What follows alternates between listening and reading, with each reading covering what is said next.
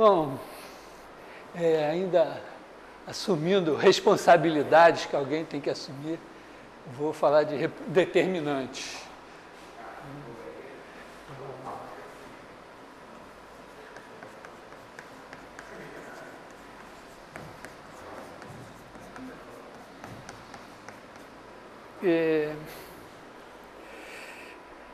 Recordando assim, né, pequeno flash, né, no caso do plano, eu pensei assim, vou pegar vetores U e V e vou associar a eles um número ômega de UV, que representaria a área do paralelogramo formado por eles. E aí eu olhei assim, bom, então isso aí vai ter propriedades assim, ômega de TUV igual a T ômega de UV, ômega de U TV igual a T ômega de UV, isso para todo T, para todo UV, né? Também ômega de U1 mais U2 V igual a ômega de 1V mais ômega de U2 V, ômega de UV1 mais V2 igual a ômega de UV1 mais ômega de UV2, terceiro, ômega de UV igual a zero, se U e V são linearmente dependentes. Mas tem uns defeitos isso daqui.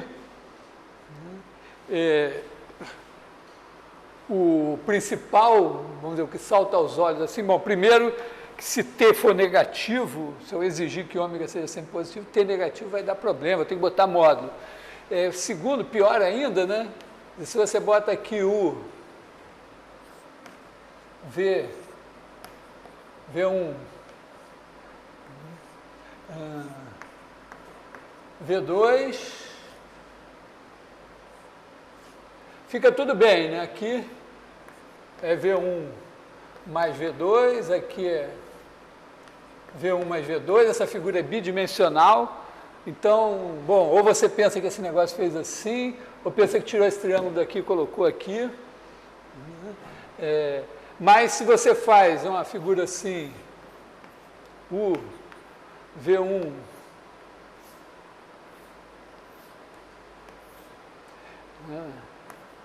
V2, você vê que tem V2 aqui, né? U aqui. Então, V1 mais V2 é isso daqui. E aí a área de U com V1 mais V2, na verdade, a área de U com V1 menos a área de U com V2. Então, tem um problema aí que essas propriedades não vão funcionar bem, a menos que a gente tenha a ideia genial de dizer, vou botar sinal nesse negócio.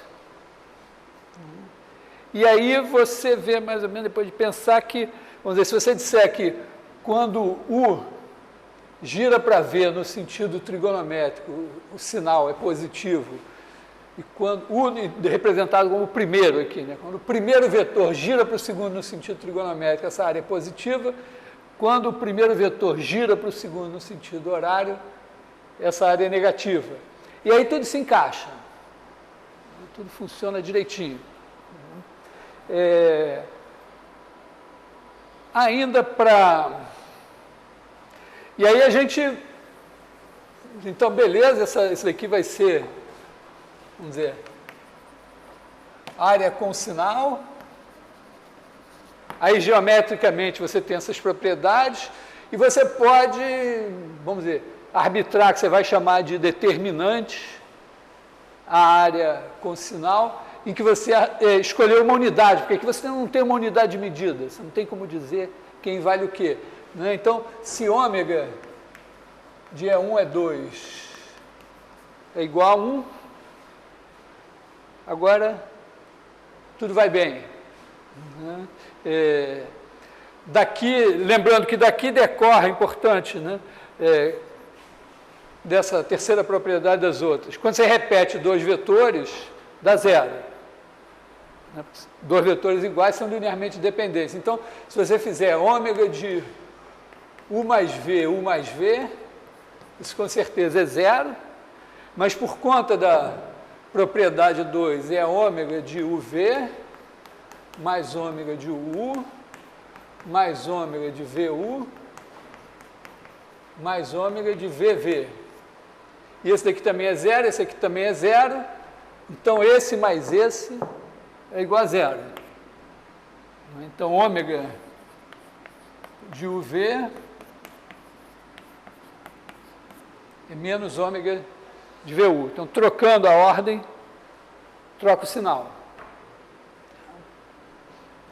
Bom, mas essa ideia de determinante como área é coisa do século XIX, mais ou menos. O determinante veio, não vou dizer que veio, porque tem livro de história dos determinantes com não sei quantos volumes, então eu não li, pode ter coisas surpreendentes lá, mas uma das origens do determinante é a resolução de sistemas lineares. Né? Então, quando você faz A11 x1 mais A12 x2 igual a y1, A21 x1 mais A22 x2 igual a y2, né? Você resolve esse negócio daí e você acha, né? Sei lá, é bom que aqui você não tem como fazer outra coisa, quer dizer, no final das contas você vai achar y1 é igual a, aliás, x1, né? É igual a A11, aliás, é igual a y1 A22 menos,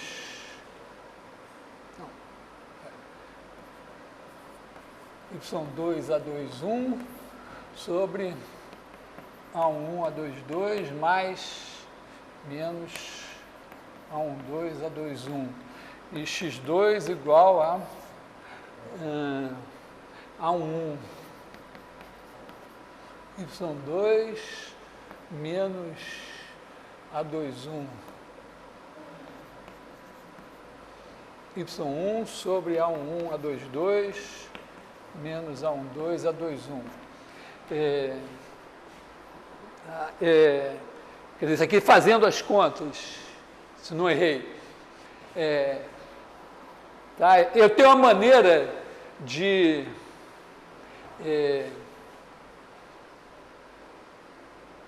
tirar isso do determinante, vamos dizer, disso daqui, porque com essa oi?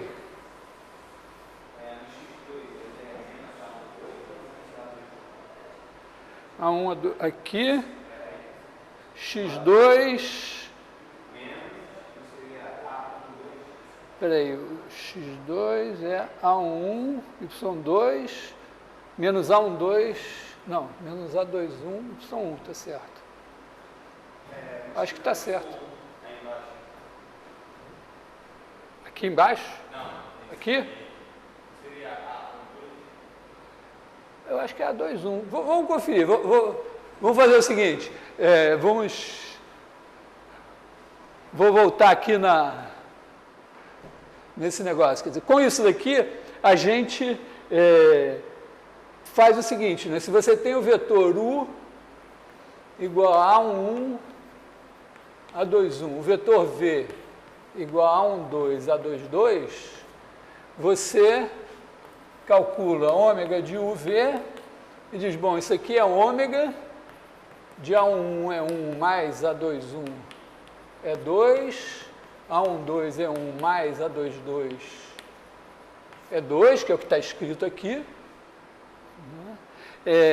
E isso daqui, usando as propriedades, né, eu posso fazer esse com esse vai dar zero, que tem dois iguais. Esse com esse e esse com esse vai dar zero. Então, isso aqui vai dar A1, A22, ômega de E1, E2, mais A21, A12, ômega de E2, E1. Então, como esse daqui é 1, esse é menos 1, esse daqui é A11, A22, menos A21, A12. Então, eu acabei de inventar o determinante. Assim, né? Então, eu posso pegar esse sistema aqui, né, e reescrever, né? Eu escrevo isso assim, né? x1, A11, A21, mais x2, A12, A22 é igual a y1, y2. Aí eu faço o determinante disso, desse daqui, com esse daqui. Então eu pego esse vetor aqui, eu faço o determinante de... vou botar assim, A1, A21,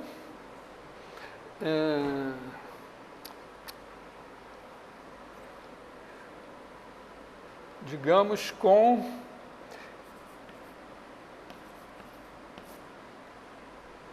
Y1, Y2. Tá? Isso daqui, né, eu posso... Aliás, acho melhor... Não sei se é a melhor maneira, x1... Não, vou fazer o y, vou deixar o y1, y2 aqui, né, com A12, A22 primeiro. Então, isso daqui, eu pego esse cara e boto isso no lugar. Né? Então, aqui eu tenho esse vetor, entendido assim, né? Então, tem esse vetor, no lugar dele eu boto essa combinação linear. No que eu boto essa combinação linear, eu tenho x1 vezes esse, mais x2 vezes esse. x2 vezes esse, com esse vai dar zero. Né? Então, isso aqui vai dar x1, o determinante de A11, A21, A12,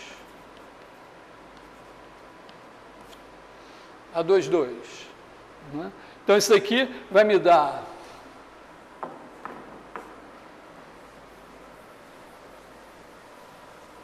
x1 é igual a y1, A22 menos y2, A12, que é esse daqui, dividido por esse. A1, A22 menos A12, A21. E agora eu posso fazer a mesma coisa, botando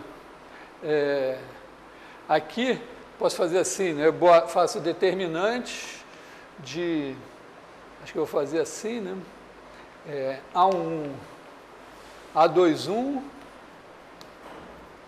Y1, Y2, aí eu substituo isso daqui no lugar de Y1, Y2. Aí esse daqui com esse vai dar zero, e vai sobrar esse daqui. Então, esse aqui vai dar x2, determinante de A11, A21,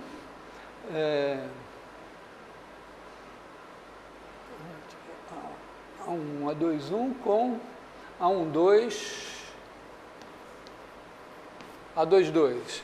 Então, isso aqui vai me dizer que x2 é igual a A1, Y2 menos A21, Y1 sobre A1, A22 menos A21, A12, né, que é conhecido como regra de Cramer. Tá?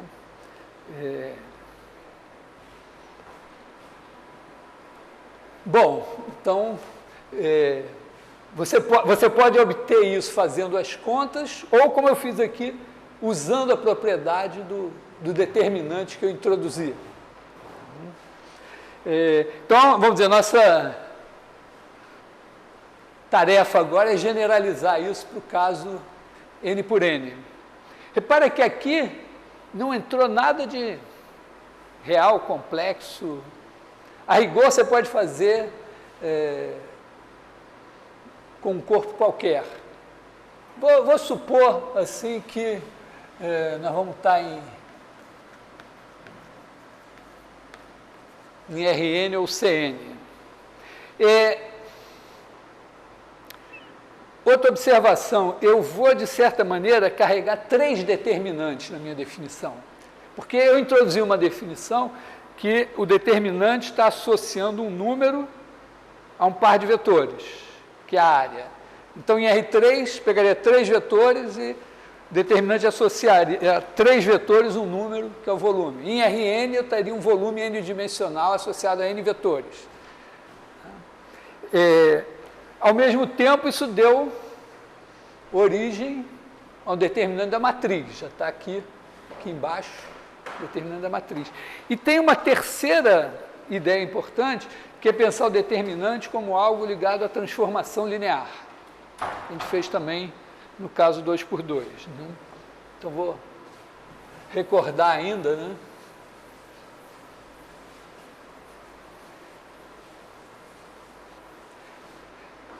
Quer dizer, você tem T. Aliás, vamos dizer, você pensa o R2 só como sem coordenadas. Você tem a transformação linear. Tá? Então, linear. Entenda aqui, eu estou escrevendo R2 para ter um espaço de dimensão 2. Então, você pensa assim, quando você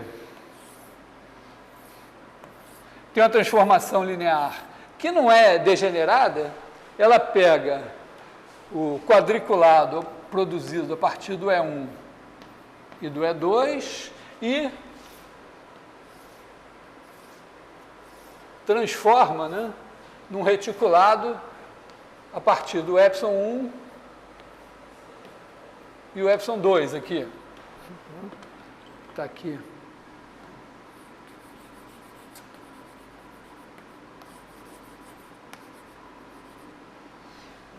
Quer dizer, o ε1 é T de E1, o ε2 é T de E2.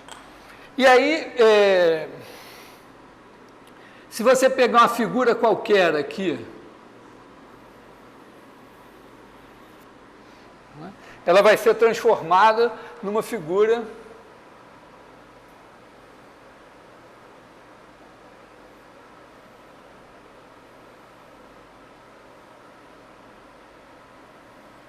aqui assim. E quadriculando essa figura aqui e olhando o correspondente ladrilhamento aqui, passando ao limite, né, você chega à conclusão que, se você pegar uma figura F e olhar para T de F aqui, então a área de T de F sobre a área de F é igual à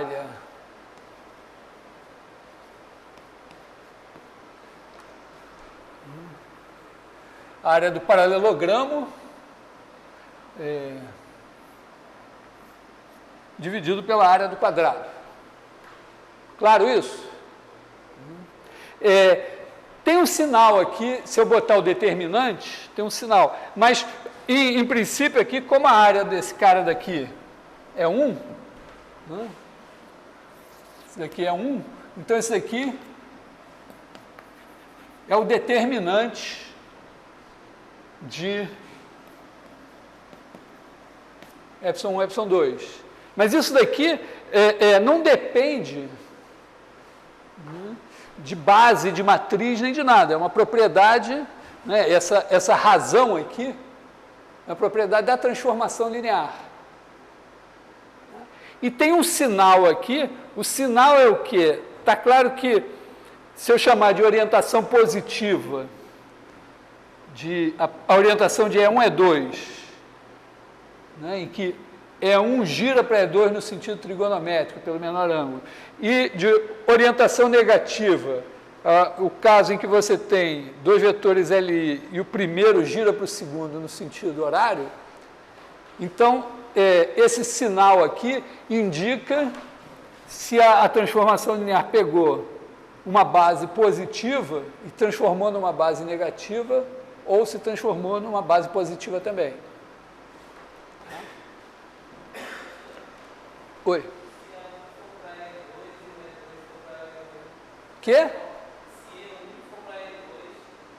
Sim, aí, se o E1 for para o ε2 e o E2 para o ε1, a área vai ser igual, só que o sinal vai ser trocado. Eu costumo pensar assim, é porque esse negócio era azul aqui e vermelho atrás. Então, aqui você está com o azul virou azul. Quando troca a orientação é porque virou o contrário e aí aparece o vermelho aqui. Então, o sinal do determinante da transformação vai indicar uma preservação ou mudança de orientação do espaço. Tá? E, a partir daqui, eu não vou fazer isso de novo, eu acho. Pô, perdi o giz aqui. Tem até um cor-de-rosa. Mas é claro que o determinante de AB é igual ao determinante de A vezes o determinante de B, inclusive com sinal. Quer dizer, você faz a composta.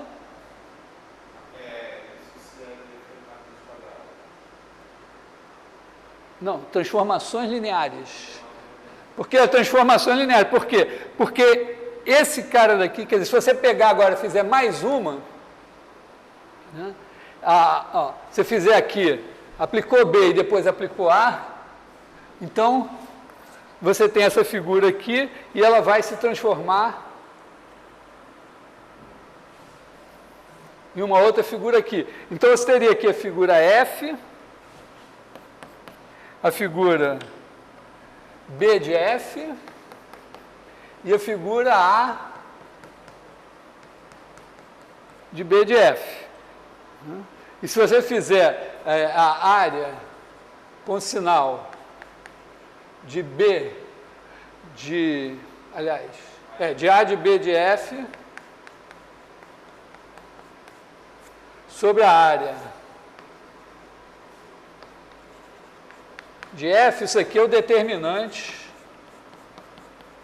de AB. Mas, ao mesmo tempo, né, você pode multiplicar em cima e embaixo pela área de B de F, dividido pela área de B de F. E agora, esse dividido por esse é o determinante de A, e esse dividido por esse é o determinante de B. Então, isso aqui é igual ao determinante de A vezes determinante de B. Tá? Então, tem uma ideia geométrica poderosa aqui no determinante. Né? Então, recapitulando, né, nós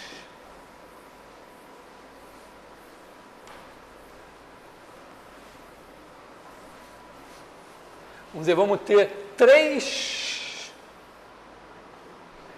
determinantes, né? Determinante 1, vamos botar um 1zinho aqui, né? O determinante 2 e o determinante 3. Esse cara daqui, né, ele associa um par de vetores UV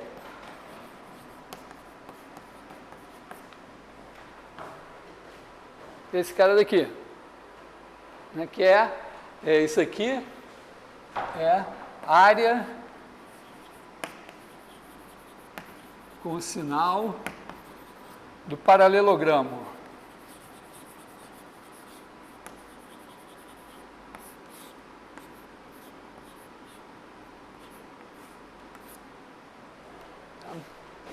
Esse det2 é da matriz A11, A21, A12, A22, e ele é igual a A1, A22, menos A12, A21. E a gente sabe que se esses caras aqui estão escritos na base canônica, são os vetores U e V. Se esse é o U na base canônica, esse é o V na base canônica, isso aqui é exatamente isso aqui. Tá?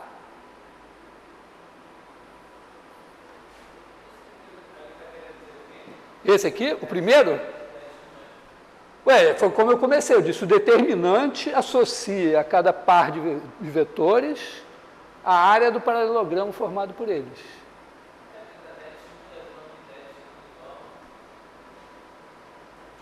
O det é uma... Desculpa, tem 2 pontos aqui. Aqui o det vai pegar a matriz e vai levar em det2 da matriz. Ele é isso daqui. Tá? E o det3 vai pegar a transformação linear. Né? Isso aqui é uma transformação linear. E vai associar, onde o det3 de T é igual a razão entre o det1 de T de U. É mais, né? Vamos dizer assim. Área de T de F sobre a área de F. Isso aqui para qualquer F, qualquer figura F que tenha área. Né? Oi?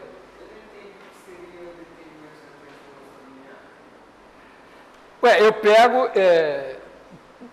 porque você não estudou na primeira parte do curso. Mas vou explicar de novo. Ali seria assim, aquele tempo que normalmente significa o volume, por causa da... Sim, mas você tem uma transformação linear. Então, você tem que ter, primeiro, transformação linear, se ela não é injetiva... Oi? A transformação linear pode ser representada numa matriz? Teve uma aula, foi a nossa última aula que explicou isso. Você estava nela, inclusive, eu acho.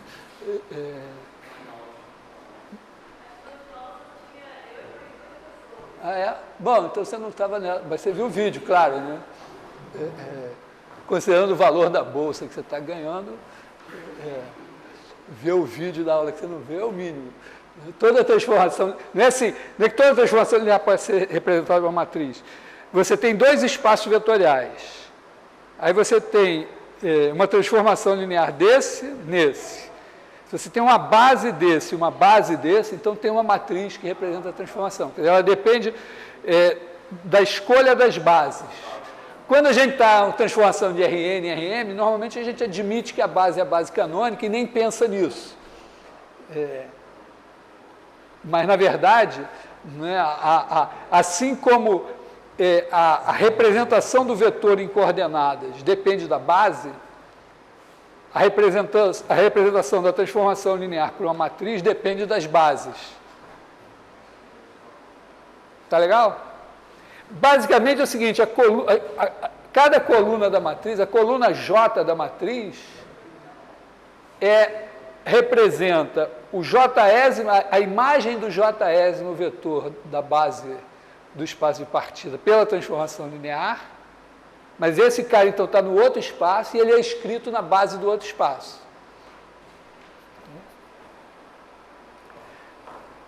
Voltando aqui na pergunta mais básica, olha só, você tem uma transformação linear. Então, você pode desenhar ela assim, né? Você tem aqui o seu espaço e a base canônica aqui, digamos. É 1, é 2. Aí, a transformação linear vai pegar O E1 vai transformar no ε1, o E2 no ε2.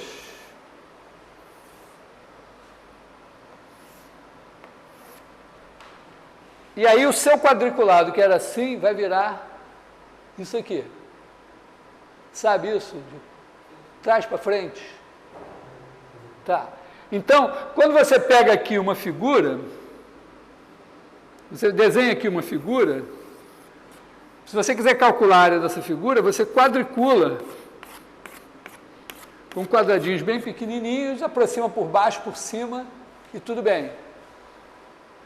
Essa figura se transforma numa certa figura, aqui assim.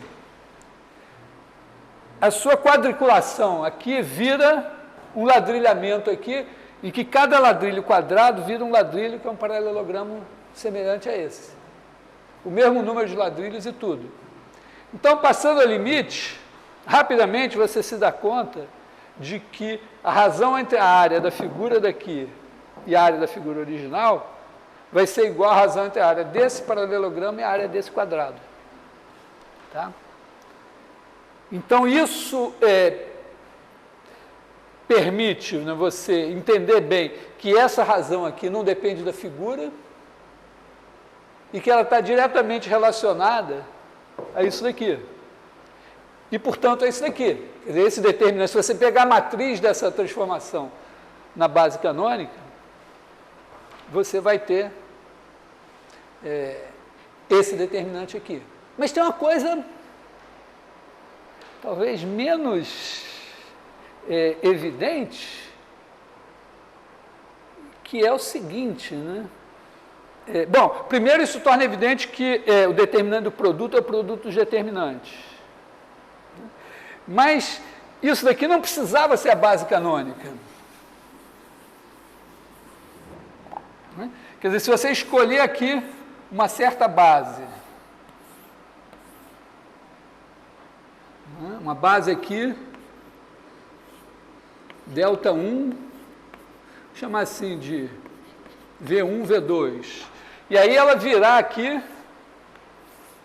uma certa base U1, U2.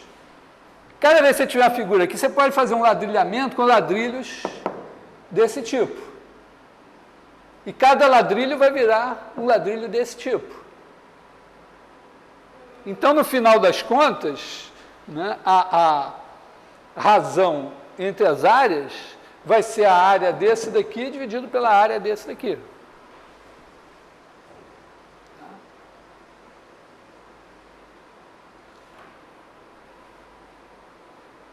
Bom, então, esses são os nossos preliminares, a coisa que ele já devia ter entrado aqui sabendo de trás para frente. Né? Bom, agora vamos tentar generalizar isso para dimensões mais altas.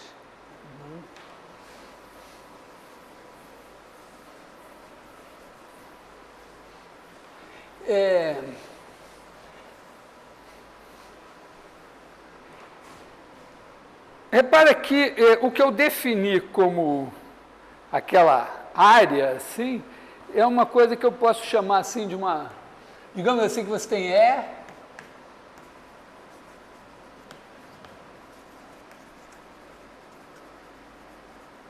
espaço de dimensão N.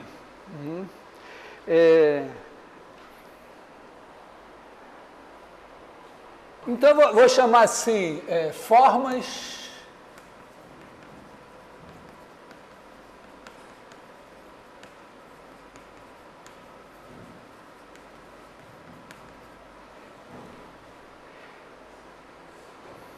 aliás, eu poderia, vou ser um pouquinho mais abstrato, hein? Medir coisas k-dimensionais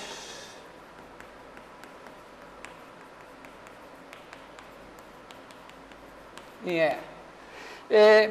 Vamos ter na cabeça sempre o Rn, mas, a rigor, a álgebra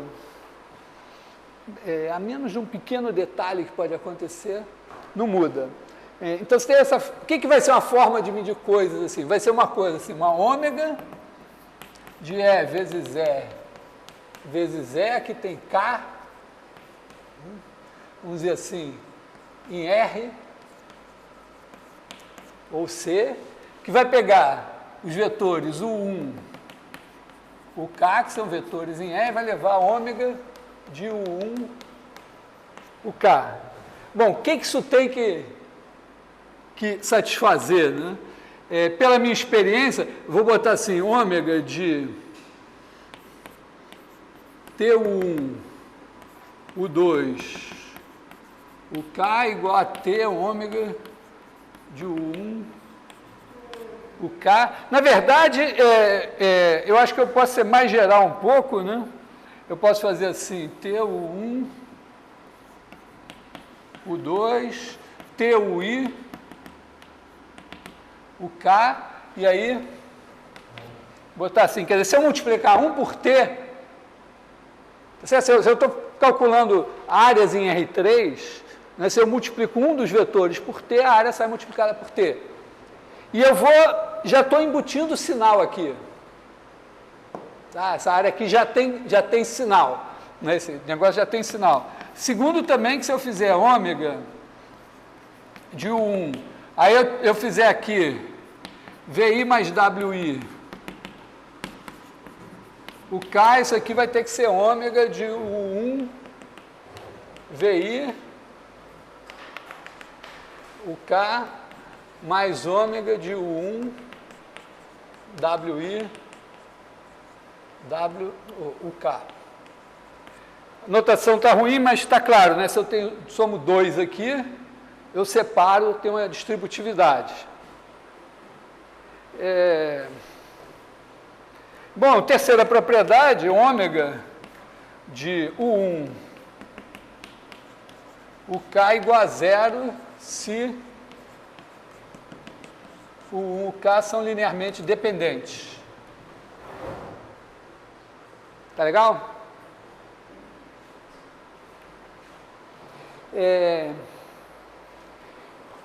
Eu vou fazer uma conta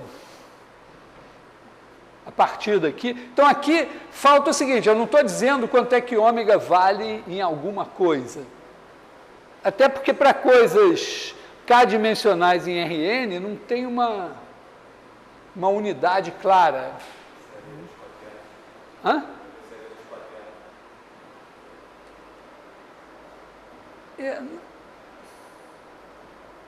Não exatamente dos quaternions, mas eu estou numa situação que eu vou só admitir isso aqui. Eu quero tirar a fórmula, como eu tirei da outra vez, para o determinante. Então, observa assim, se eu pegar esses vetores e escrever em coordenadas, então eu vou apagar essas propriedades aqui. Particular, ela significa, pelo mesmo motivo que eu fiz em dimensão 2, se eu trocar a ordem, vai trocar o sinal. Tá legal? Porque se eu fizer ômega de U1, aí eu fizer aqui V,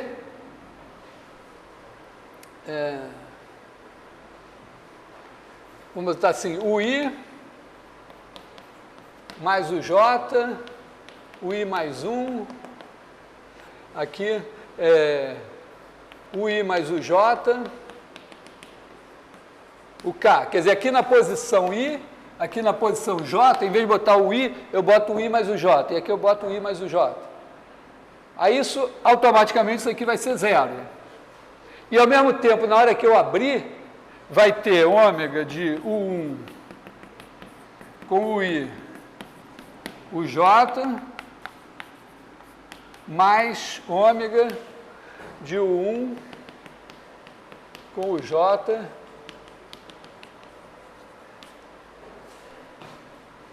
e aí, bom, isso aqui vai ser zero, e a soma desses dois vai ser zero, então esse mais esse vai ser zero, um é menos o outro. Bom, Mas a coisa relevante aqui é a seguinte.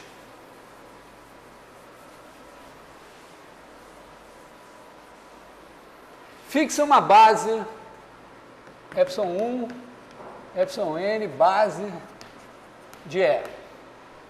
Aí pega os vetores e escreve o 1 igual a 1, ε1 mais AN1, εn. O K igual a A1K, ε1 mais ANK, εn. Só tenho... Então, é como se eu tivesse uma matriz, né, assim, né? A1, AN1, até A1K, ANK. E aí eu vou calcular o ômega desse negócio daqui. Então, eu pego o ômega de U1, o K. O que vai acontecer com esse negócio? Eu vou escrever no lugar de U1 isso, no lugar de UK isso aqui. E aí eu vou ter que escolher, vamos dizer, na hora que eu fizer usar a distributividade, toda a parafernália, eu tenho que escolher um vetor daqui, um aqui, e eu já sei, quando eu tiver 2 repetidos, dá 0. Então, basicamente, corresponde a dizer assim, ó, eu peguei esse aqui, nessa aqui, essa linha já está invalidada, tem esse cara que está escolhido. Depois eu peguei, no segundo eu peguei a terceira linha, essa linha está invalidada, não entra mais ninguém nessa linha. Então é como se eu escolhesse aqui, vamos dizer, uma primeira linha, e até uma 40ª linha, e dissesse, ó, esses caras são os caras que entram. Claro que eu tenho que fazer todas as escolhas possíveis, tá? Mas eu escolho essa linha, escolho outra. O que é isso? Eu peguei dessa matriz, que é N por K, e tirei uma matriz K por K, escolhendo K aqui. Está claro que... Hã? Porque, olha só, eu tenho que fazer todas as contas, eu tenho que fazer isso, ó, eu tenho que fazer ômega de A11, ε1 mais A N1, ε1, A1K, ε1 mais NK, εk, usando a propriedade distributiva. Então, eu posso pegar um desses daqui e continuar com os outros. Então, eu separo em N parcelas.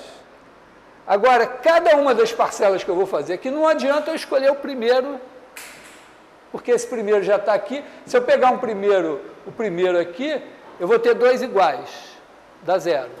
Então, eu tenho que escolher nessa segunda coluna um cara diferente desse. E é assim sucessivamente. Tá? Mas eu também, vamos dizer, se eu escolher essas, digamos que então é como se eu escolhesse K linhas aqui. Só que eu não preciso pegar o primeiro dessa, eu posso, com essas K linhas, eu poderia ter pego o terceiro aqui, o primeiro aqui, e isso vai reproduzir exatamente o que eu faria num determinante N por N. Quer dizer, eu vou pegar uma matriz de N vetores. O que importa é o seguinte, é que tudo que eu fizer com a escolha dessas K-linhas, vai ficar escrito, no final das contas, em termos de ômega, de ε1, vamos dizer, ε1, aliás, digamos que eu vou chamar essas linhas aqui, I1, então vai ficar em termos de ômega de epsilon I1 até epsilon IK. Eventualmente, eles vão aparecer com ordem diferente, mas a ordem só muda o sinal. Quando você troca a ordem, troca o sinal. Então, no final das contas, eu vou ter uma espécie de... eu ainda não posso falar de determinante, porque eu ainda não falei no determinante, mas eu vou ter uma série de produtos, né, de somas de produtos dos caras aqui correspondentes a essas linhas, e todos esses caras vão sair multiplicados por isso daqui. Então, a moral da história é o seguinte: para eu conhecer o valor de ômega em qualquer vetor, basta eu conhecer esses valores aqui, que o resto é dado pelas coordenadas. Entendeu? Assim, isso não importa quem seja a forma, vamos ver, essa função ômega que eu escolhi com aquelas propriedades, se eu souber o valor dela nesses caras aqui, eu sei o valor dela. Talvez valha a pena vocês prestarem atenção nesse momento, porque isso é difícil. Vamos dizer, é difícil, é o ponto crucial. Não é difícil, mas é crucial. Quer dizer, se eu quero saber, eu tenho uma ômega que tem aquelas propriedades, mede coisas de dimensão K. Se eu quero saber, eu fixei a base. Aí eu tenho os vetores, o 1, o K, escritos nessa base. Tem uma coisa que é comum a todas as ômegas, não importa quem seja a ômega, eu vou fazer todos esses produtos e cada um deles vai dar ômega calculado nesses caras, vezes números aqui que não dependem de ômega, dependem só das coordenadas dos vetores. Então, para eu conhecer uma ômega desse tipo, eu preciso conhecer todos esses números aqui. E quantos são esses números aqui? Considerando que a ordem aqui não muda nada, né? Eu só preciso...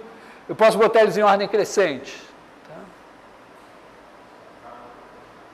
Né? Isso aqui vai dar combinação de N, K, K.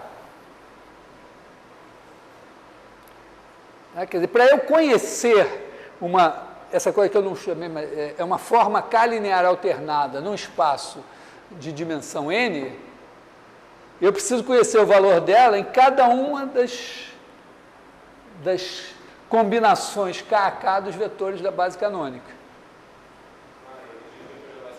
Da base canônica não, da base que eu fixei. Não precisa ser da base canônica. Eu fixo uma base...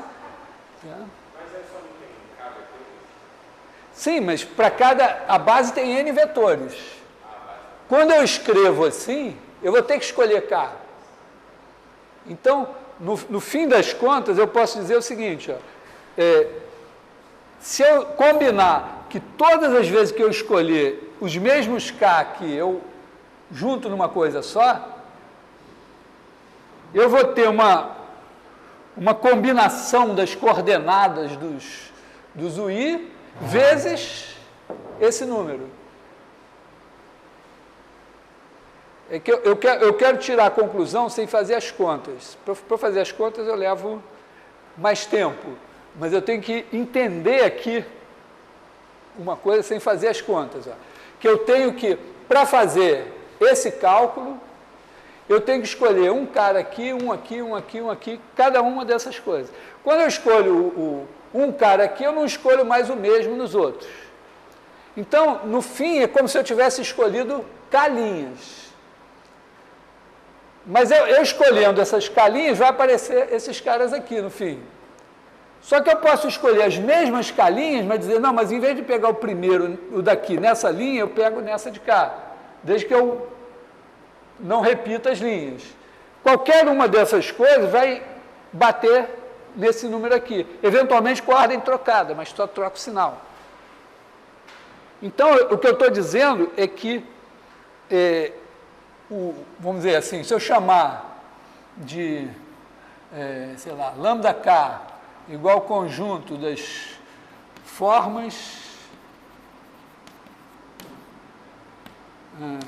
K lineares. K lineares são essas que são...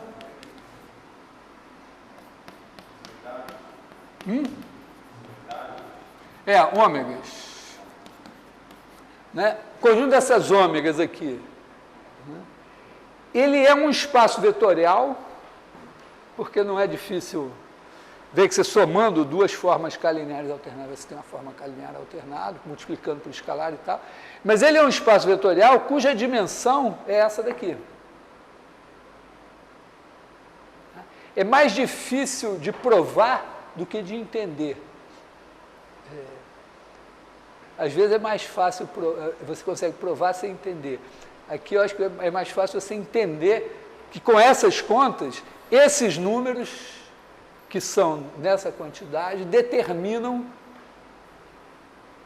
todos os possíveis valores das formas K-lineares alternadas.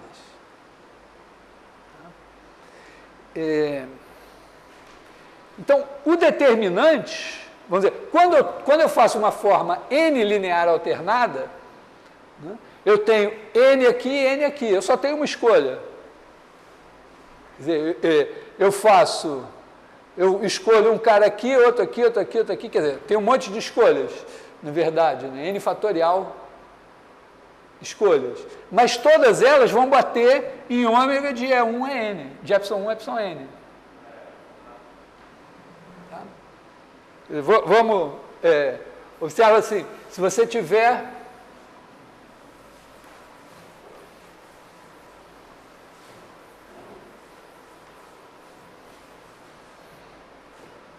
até o N, igual a 1N, a NN, ε1 mais... Então, imagina que você faz ômega de U1, UN. Então, isso aqui é igual a ômega de A11, ε1 mais A1N, εN, aliás, N1, εN, vírgula, A1N, ε1, mais ANN, εN. Agora você escolhe um aqui, um aqui, um aqui, um aqui. O que não der zero, vai aparecer um produto assim, vamos dizer que você escolhe a linha I1, I2, I3 até a linha IN. Você escolhe aqui então. Então aqui você vai ter I1, 1 vezes A e N, N. Tá? Todo mundo aqui tem sobrenome N. Então, quando você escolheu o INésimo aqui, ele vai ser IN, N. Né? Então, você vai ter esse produto aqui, vezes ômega de εI1, εIN. Tá legal? Quer dizer, você escolheu aqui a linha I1. Depois aqui, depois aqui você escolheu a linha I2. No final você escolheu aqui a linha IN. Então aqui você ficou com AI1 vezes AI2, 2 vezes AIN, N, ômega de εI1, né? εIN.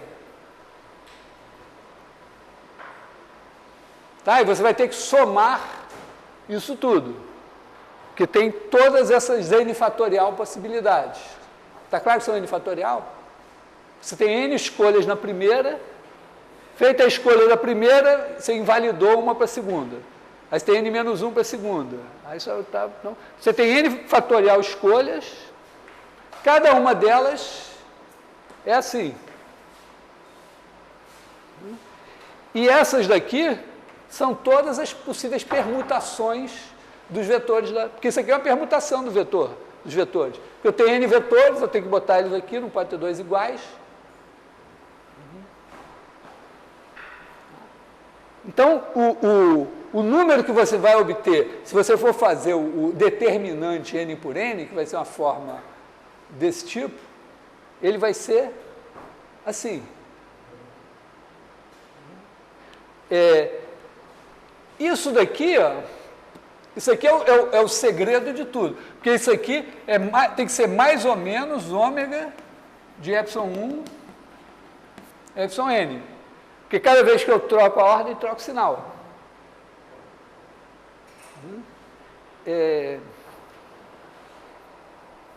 Tem um problema que é você garantir que isso está bem definido. Que é o chamado sinal da permutação. Quer dizer, você tem que botar aqui... Tá legal? Porque você pode dizer, ó, eu conheço esse cara. Quer dizer, eu estou dizendo o seguinte, se eu conhecer esse cara, eu conheço todos esses. Porque se eu tenho assim, se eu digo assim, ômega de epsilon 1, epsilon n é igual a alfa. Então, se eu quiser ômega de epsilon 2, epsilon 1, epsilon 4, epsilon 3, epsilon 5, epsilon n, bom, aqui eu troquei esse com esse, trocou o sinal. Troquei esse com esse, trocou o sinal de novo. E o resto eu não troquei, então isso aqui também é igual a alfa. O problema é que isso pode se complicar. E, principalmente, eu tenho infinitas maneiras de chegar à mesma configuração trocando coisas. Eu posso trocar, aí lá no fim eu destroco alguma coisa, volto e tal. Então, isso tem que sempre fechar. Basicamente, para ficar claro o seguinte, que eu posso trocar quanto eu quiser. A única coisa que não pode acontecer é eu chegar numa configuração com um número par de trocas e chegar na mesma configuração com um número ímpar de trocas, porque aí daria uma coisa incoerente. Tá? Então, é preciso que exista de fato essa garantia, de que quando você chega numa configuração com um certo número de trocas, se esse número de trocas é ímpar, não tem como chegar nessa configuração com um número de trocas par. E vice-versa. Ok? E aí, isso significa atribuir a cada permutação um sinal que vai ser mais se for par e menos se for ímpar. Isso é uma tarefa algébrica importante. Ou seja, eu preciso...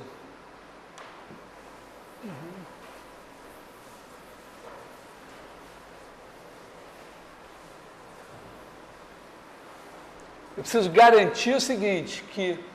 eu não sei... vou falar um pouco... eu vou chamar assim de SN igual ao conjunto das permutações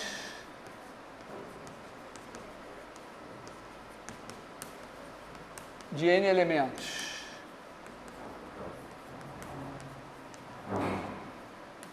Isso é igual a mesma coisa que o conjunto das bijeções de um N nele mesmo. Tá? De maneira geral, você pode chamar S de X igual ao conjunto das F de X em X, F, bijeção. Isso vale para infinitos também. Tá? Esse cara daqui, você pode introduzir uma operação, vamos dizer, sigma e tal, pertencentes a S de X, você pode chamar de sigma produto com tal, vamos dizer, sigma tal igual a sigma bola tal. Tá? Que é a composição.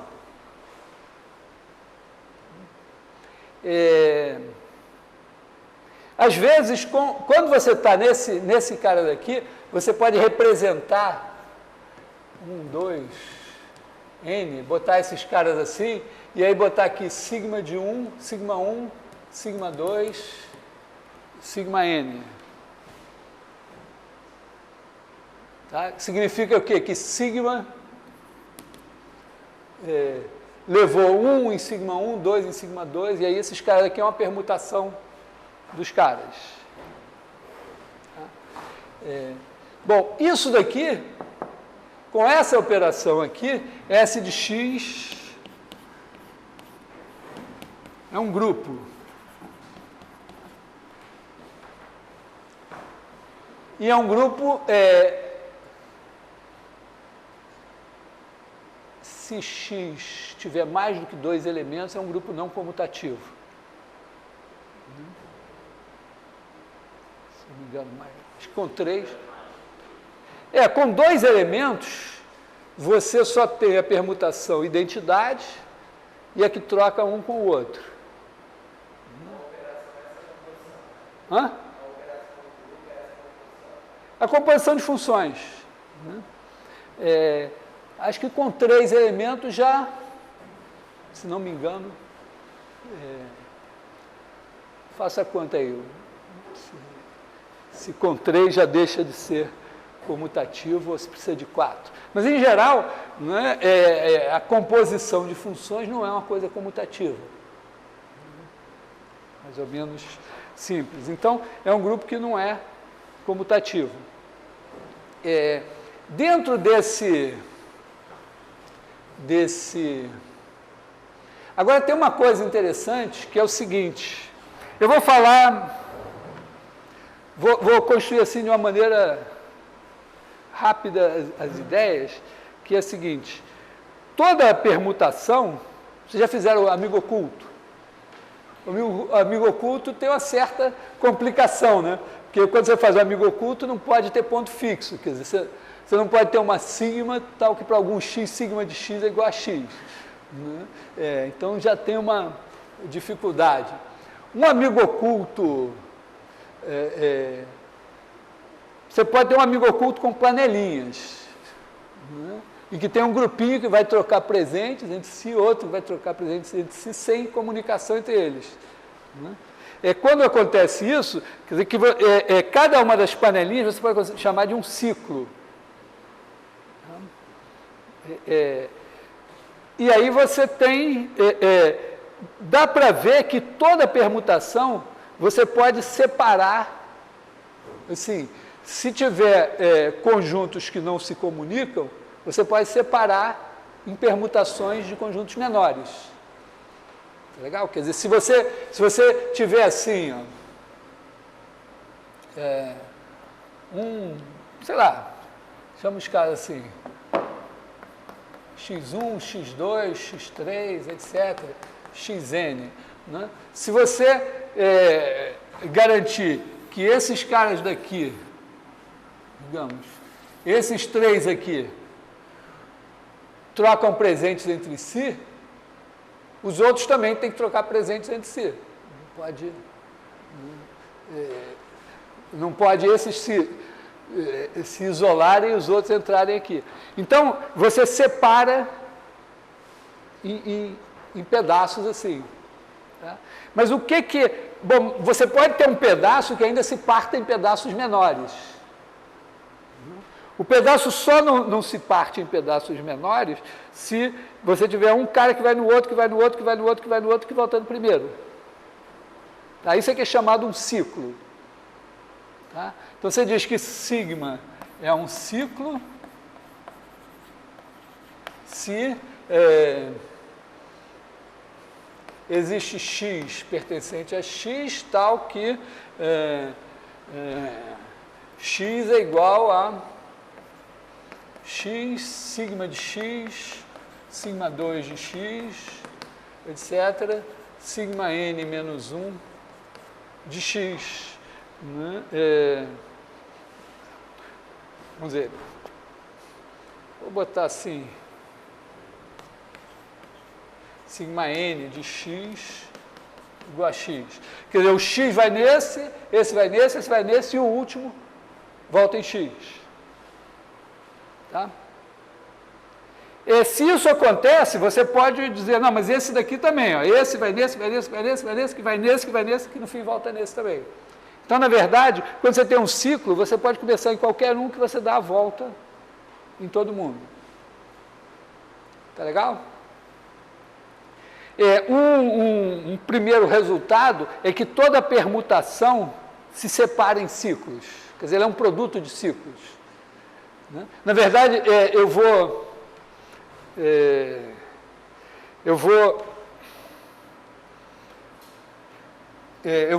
dar porque isso aqui é dizer que a permutação toda é um ciclo.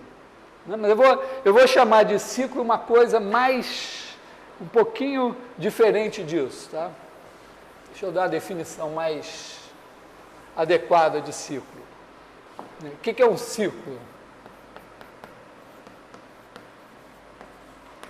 Se existe um certo subconjunto A contido em X, vou supor que o A é finito. Tá? O A, que é finito, não o X, né? Tal que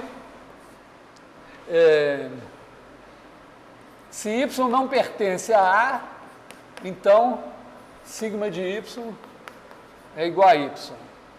E se X pertence a A, então A é igual a sigma de X, sigma 2 de X, sigma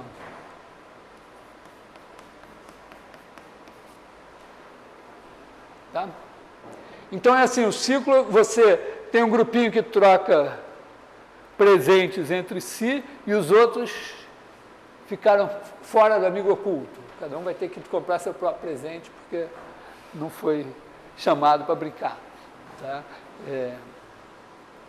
Então, você pode fazer um produto de 2 ciclos. Quer dizer, você tem um ciclo, aí você tem um outro ciclo que é disjunto dele e os dois, né, você faz esse. Então, você pode dizer o seguinte, que todo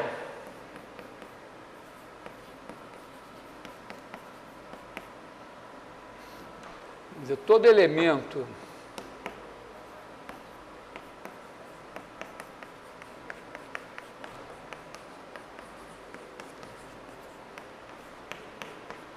é produto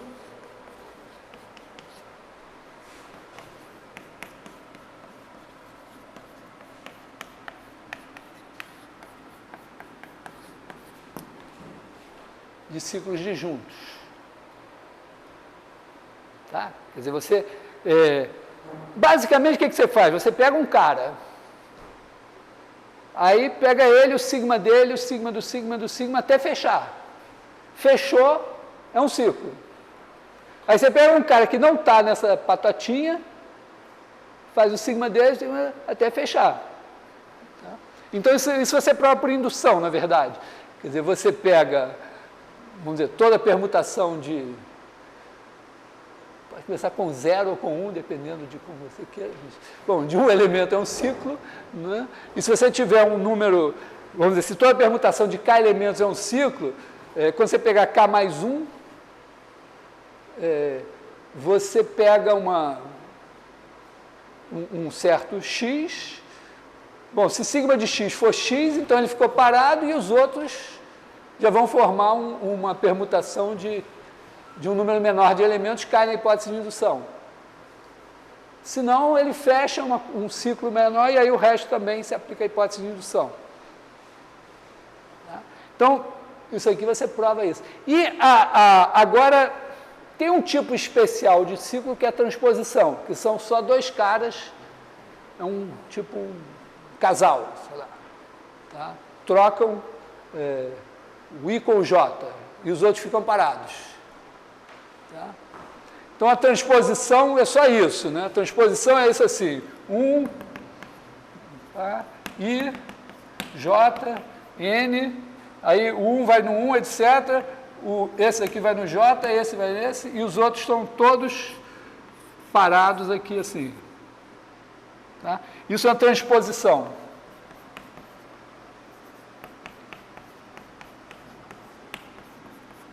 Quer dizer, a transposição é uma troca simples. Todo ciclo você pode escrever como um produto de transposições. Tá? Então, todo ciclo é um produto de transposições. Toda permutação é um produto de ciclos, todo ciclo é um produto de transposições, então toda permutação é um produto de transposições. Tá? Então, aqui, todo ciclo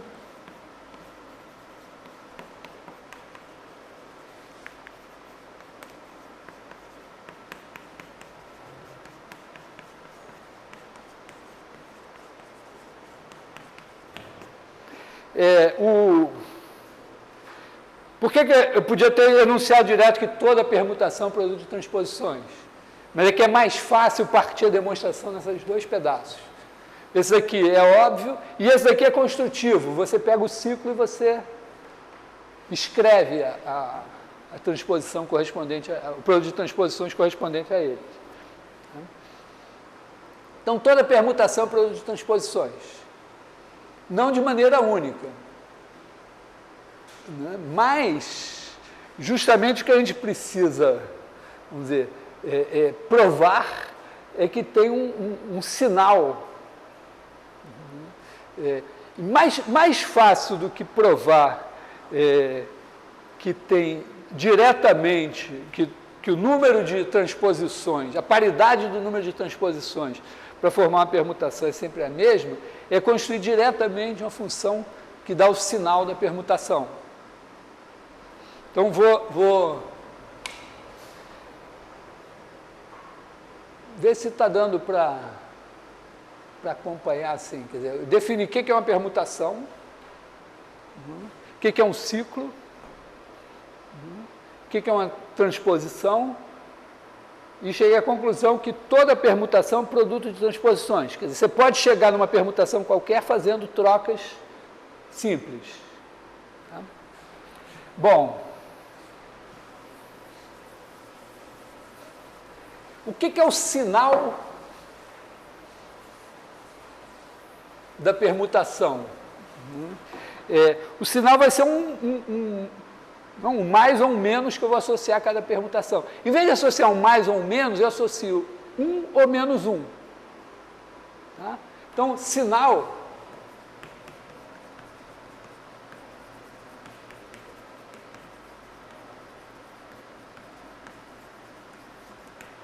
de certa forma, eu poderia dizer assim, que a álgebra linear tem aquele lema fundamental, que toda prova cai, e tem o outro teorema, esse aqui. No fundo, a construção do determinante está baseada num teorema de álgebra, que é justamente esse sinal da permutação. Repara que, estou entendendo assim, que porque toda a construção do determinante, o cálculo do determinante está baseado no fato de que, eu digo assim, ó, o determinante de é 1, é 2, é 3, é 4, é n, é 1. E se eu trocar a ordem, troco o sinal. Só que não está claro que exista uma função que funciona assim. Então, na verdade, eu tenho que ir lá, botar a mão na massa mesmo e fazer a fórmula. E para fazer a fórmula, eu preciso do sinal da permutação. Então, o sinal da permutação é o seguinte: Sn é um grupo.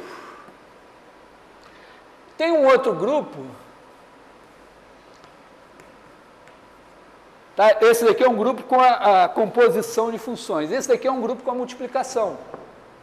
Simples. Né? Quer dizer, tá certo? Quando você multiplica dois elementos daqui, dá um elemento daqui. Tem um elemento neutro, que é o 1. O menos 1 é seu próprio inverso. Então, esse é um subgrupo do grupo dos complexos. Né? O grupo dos complexos não nulos com a multiplicação é enorme. Aí ele tem o subgrupo trivial, que é só 1. Né? 1. Você pega só o elemento neutro, é um subgrupo. Mas ele tem o menor subgrupo não trivial, que é esse aqui. Então, o que eu quero fazer é o seguinte: eu quero provar que existe uma aplicação daqui a aqui, que é um homomorfismo. Então, existe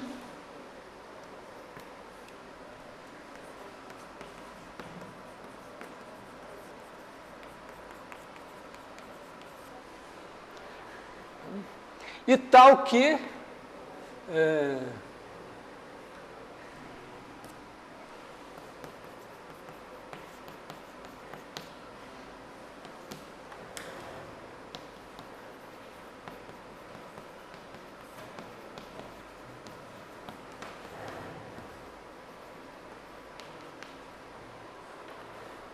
quer dizer, eu vou associar a cada permutação um sinal, um número que é 1 ou menos 1, e toda transposição vai ter o sinal menos 1.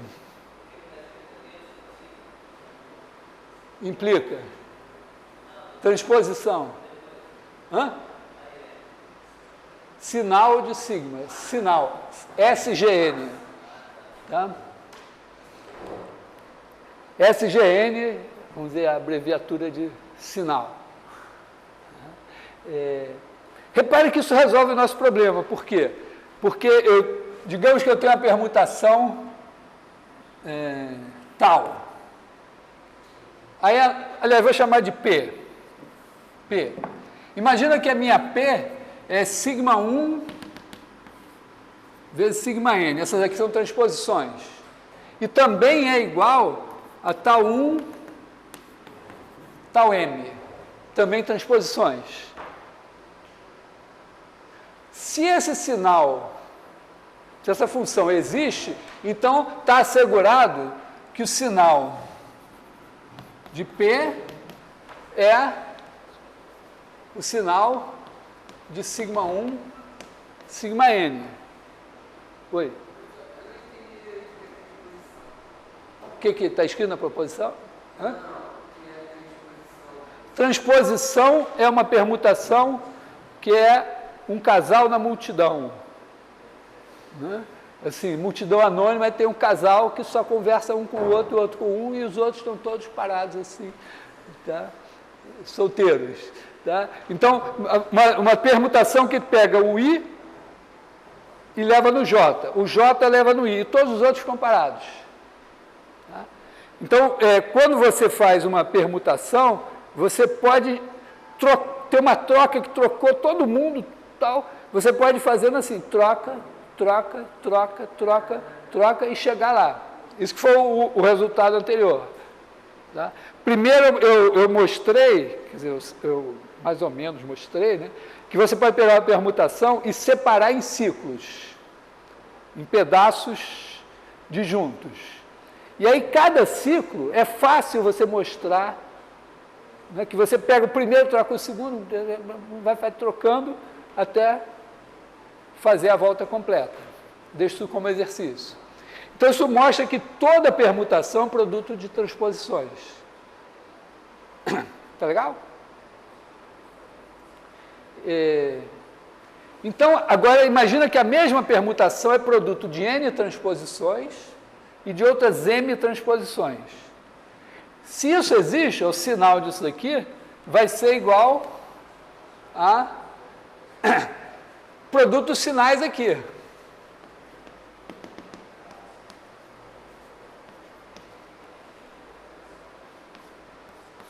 Só que todos os sinais das transposições são menos 1. Então, isso aqui vai ser igual a menos 1 elevado a n. Pelo mesmo motivo, isso aqui vai ser menos 1 elevado a m. Então, m e n tem que ter a mesma paridade. Não, eu estou dizendo que eu quero atribuir, dizer, porque eu estou dizendo o seguinte, que quando eu faço a permutação, na hora de fazer o determinante, eu tenho um número de partida. Digamos assim, o determinante é 1, é 2, é n, é 1. Aí quando eu troco o E1 com o E2, passa a ser menos 1. E tal. Então, quando eu vou trocando, o sinal vai mudando. Então, no fim, se eu escrevi a minha permutação como um produto de transposições, eu cheguei a um sinal, que é menos 1 elevado ao número de transposições. Então, imagina que eu posso fazer isso com o número m de transposições e com o número n. Se essa função existe, então a paridade de m é igual à paridade de n. que é o que eu preciso para garantir que o meu determinante vai estar bem definido. Tá? Então, para provar... Agora, isso aqui é lindo que você pode definir explicitamente. Né? Porque você faz o seguinte, ó, você define assim, o sinal de sigma é o seguinte, você vai pegar, bota aqui embaixo o produto de 1 menor ou igual que I, menor que J, menor ou igual que N, pega todos os pares I e J, com I menor que J, e faz os produtos de J menos I. Obviamente, todos esses números vão ser positivos.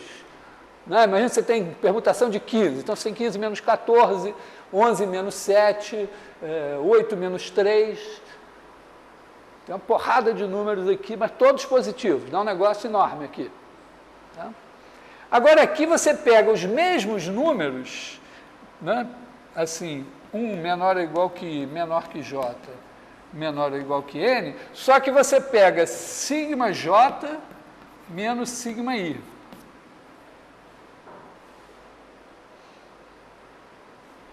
Repara que esse número vai ser 1 ou menos 1. Porque tem os mesmos números, só que os sinais você não garante que sejam iguais. Então, esse cara daqui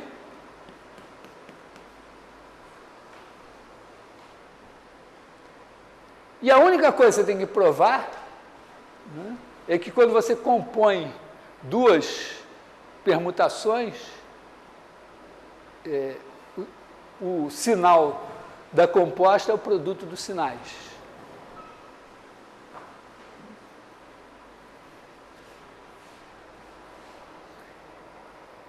Basicamente, a demonstração disso é um pequeno truque. Deixa eu ver se eu consigo fazer. Eu não sou muito bom de álgebra, mas... imagina o seguinte, né? Bom, entenderam a ideia, então? Assim, que você tem... Eu quero construir... Se eu construir isso daqui, eu provo, né, que eu tenho quer dizer, que a paridade do número de trocas, né, a paridade do número de trocas é sempre a mesma. E, além disso, né, eu já estou dando o número que eu preciso. Né? Porque, repara, quando eu permuto os caras da base canônica para fazer o determinante, né, no fim eu quero saber qual é o sinal que ficou. O sinal que ficou é menos 1 elevado ao número de trocas, porque cada vez que eu troco o sinal. Né? Então, troquei 3 vezes é menos 1, troquei 4 vezes é 1. Então, esse número daqui, esse número que eu estou dizendo que é o sinal da permutação, já é o número que eu preciso para escrever. Quer dizer, quando eu quiser saber, assim, digamos que eu tenho assim, ômega de E1 N igual a alfa. Se eu quiser saber quem é ômega de E sigma 1 sigma N, eu sei que aqui tem um número de trocas, eu fiz um certo número de trocas. Esse número de trocas aqui, né, então vai ser o sinal de sigma vezes ômega de E1 a N. Porque não importa quantas trocas eu tenha feito para chegar aqui, se eu trocar o sinal cada vez que eu fizer uma troca, esse número aqui vai dar certinho. Então, é isso aqui.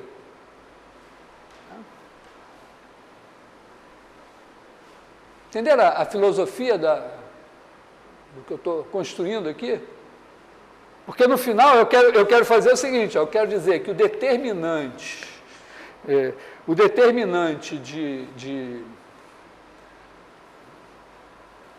ou simplesmente dizer, né, ômega de U1 o N, não precisa ser o determinante, uma coisa N linear. Isso daqui vai ser igual a um somatório de todas as permutações possíveis, e aí eu vou ter, botando as coisas aqui, vai ser A, sigma 1 vezes A, sigma N, N. Isso aqui vezes o sinal de sigma vezes ômega de E1, EN. Podia até ser ε1, εn. Vou botar assim, bem geral. Digamos que esses caras aqui, nessa base daqui, tem as coordenadas A11, A21, A31, não sei o que lá. Então, eu faço todas as possíveis escolhas desses caras aqui, permutando os primeiros. Quer dizer, eu escolhi na primeira coluna sigma 1, na segunda coluna sigma 2, na enésima sigma n, tem todas essas possíveis escolhas, e aí isso daqui sai multiplicado, né? Isso aqui, na verdade, sairia multiplicado por ômega de E sigma 1, epsilon sigma 1, epsilon sigma n. Só que esse cara daqui é o sinal de sigma vezes isso. Então, eu posso escrever assim. E aí, esse cara sai, porque ele é um cara que está multiplicando todo mundo. Então, ele sai do somatório. Se eu disser, bom, esses caras que são a base canônica, isso vale 1, isso aqui sumiu, e eu fico com uma definição determinante da matriz. Então, eu tenho que provar que esse negócio daqui, essa definição aqui, satisfaz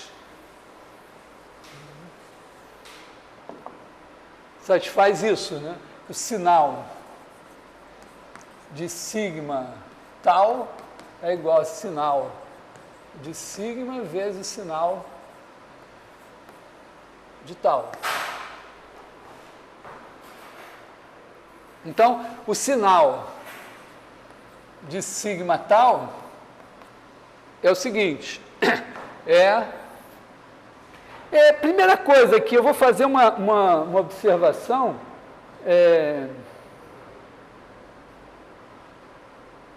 que eu não preciso botar dois sinais de produto aqui, eu posso reorganizar esses caras aqui, botando cada um em cima do outro. Vê se vocês estão de acordo com essa pequena mudança aqui.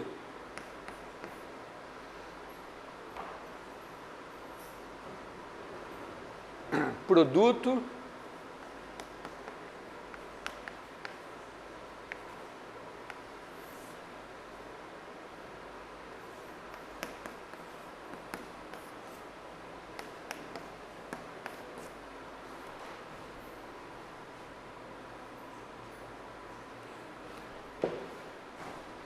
tá? Então aqui eu vou escrever assim, né?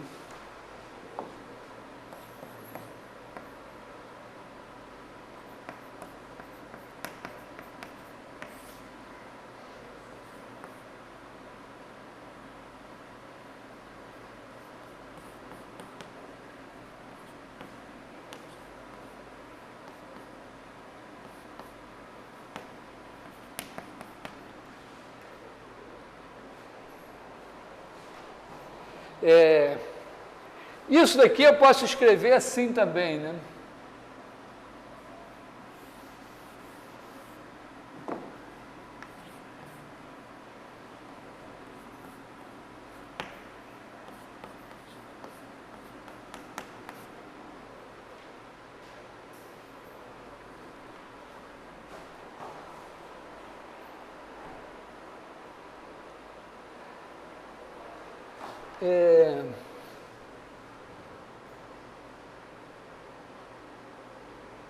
Eu posso multiplicar em cima e embaixo por tal J menos tal I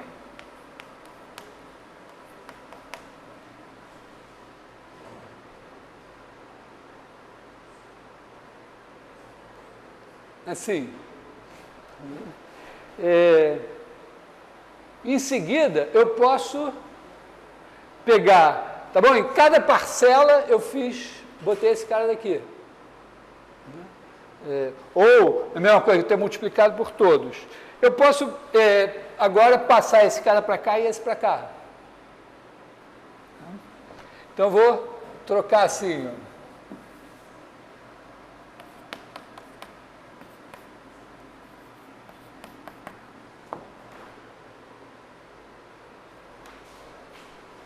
E agora eu vou separar, eu vou dizer, bom, eu vou fazer o produto desses daqui, vezes o produto desses daqui. Tá? Então, isso daqui vai ser igual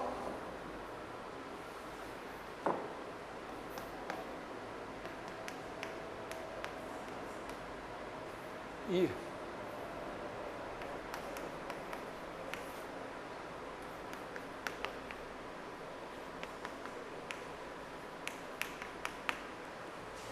Bom, esse cara daqui já está na minha definição de sinal de tal.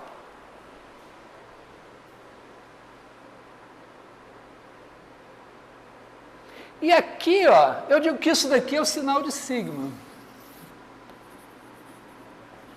Porque eu tenho os mesmos caras embaixo, eu tenho todos esses caras embaixo, todos aqui em cima. Não está mais garantido que esse cara daqui é maior que esse. Eu mexi nas ordens. Mas cada vez que eu mexi na ordem, por exemplo, digamos que o tal J é 3 e o tal I é 5. Então aqui vai aparecer um 3 menos 5. Só que aqui teria, em vez de 5 menos 3. Só que aqui apareceria sigma de 5 menos sigma de 3. E está aparecendo sigma de 3 menos sigma de 5. Então, quando eu trocar o sinal aqui, eu troco o sinal aqui em cima também. Então, nada muda. Então, esse aqui é o sinal de sigma. E isso é a demonstração.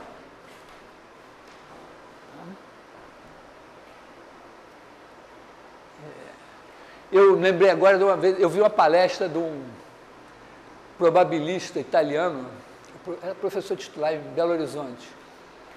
E a palestra dele, ele pegava e ia fazendo as contas, e toda a mágica do que ele fazia era fantástico. Ele ia olhando os produtos, as coisas que ele ia fazendo, ia mudando a ordem das coisas, rearrumando e provando tudo que ele queria, só mexendo, reorganizando as contas.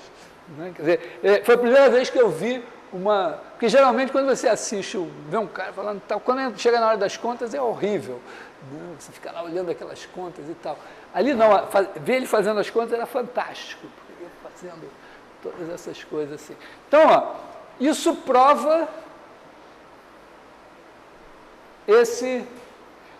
a existência desse negócio. E aí a gente pode dar a definição do determinante. E depois tem que sair provando que as coisas valem. Aí que horas são? Hã? 2h50? Bom, está bem no nosso horário, né? Então, provado isso,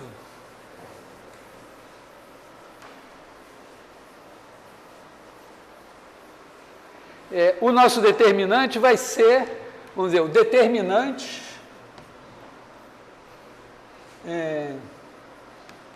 em Rn ou Cn, porque o determinante, as formas n lineares não precisam, mas o determinante, ele tem a característica que é uma forma n linear, alternada, né, em que você escolheu dizer, bom, pega a base canônica e diz que nela o volume é 1. Você pega 3 vetores, tal, forma um cubinho, é 1. Em Cn também, mas, em geral, se o seu espaço não tem um produto escalar, você fica meio sem critério para dizer quem é a base canônica. Né? Então, na verdade, está claro que tem que ser possível provar que qualquer que seja a base ortonormal que você escolha com a mesma orientação da base canônica, teria que ser 1. Em RN, em CN, orientação já é uma coisa meio esquisita, né? Mas vamos dizer assim, né? Então você tem EJ é igual a 1, é igual a 0, 1, 0, esse 1 está na posição J. Então, det é N linear eu não comentei, mas o alternada corresponde a você substituir a ideia geométrica de que se eles são LI, que eles são linearmente dependentes, o negócio tem que ser zero, pela ideia algébrica que trocou a ordem e troca o sinal. Não são perfeitamente equivalentes. Tá? Quer dizer, se são LD implica ser zero, implica que trocando a ordem troca o sinal. Mas se você disser que trocando a ordem troca o sinal, pode ter uma surpresa se for um corpo de característica 2. Eu chamei a atenção, mas não em RN e CN. Então, em RN e CN é perfeitamente equivalente. Tá? Então, ele é N linear alternada e det de E1 EN é igual a 1. Como é que isso é definido? Né? Porque eu defini o que é uma forma N linear alternada, mas eu não provei que existia alguma. Então, eu tenho que dizer então, o det de A1 é 1 mais A N1 é N, vírgula, A1N é 1 mais ANN é N, é igual a somatório, sigma pertencente a SN, de sinal de sigma, A, sigma 1, 1, A, sigma N, N, isso aqui é o produto,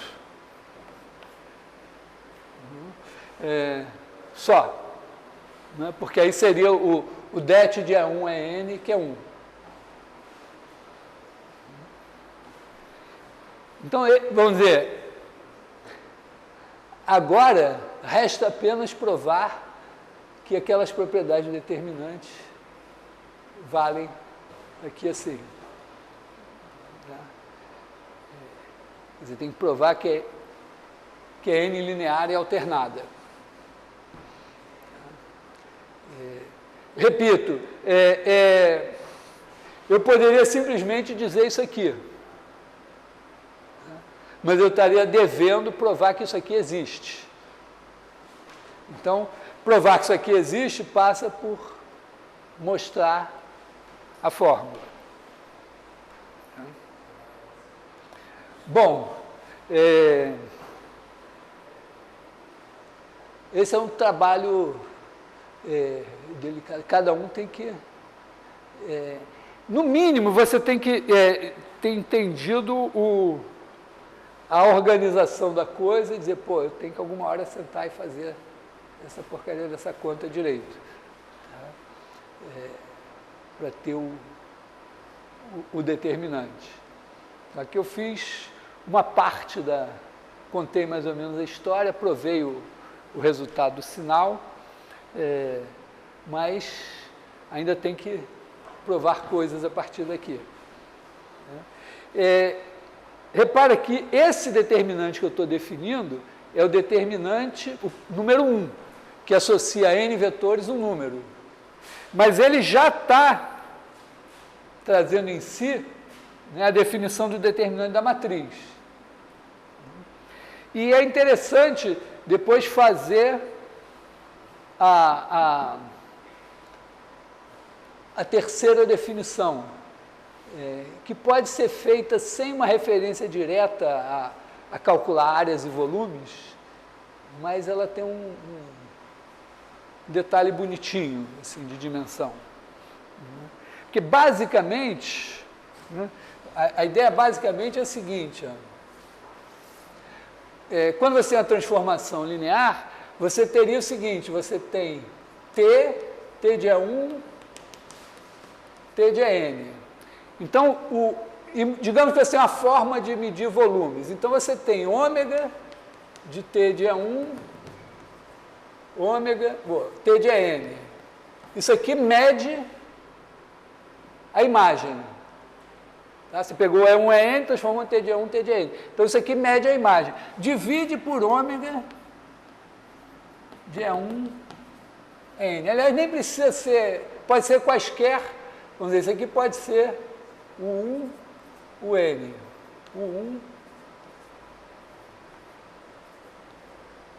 E você pega N vetores, eles formam um paralelepípedo.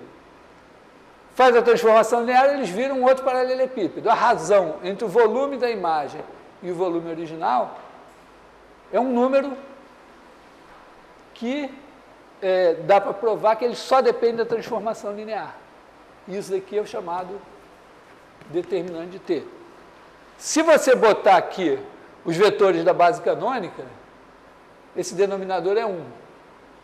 E aí é ômega de T de E1, T de N, que é o determinante da matriz escrita na base canônica.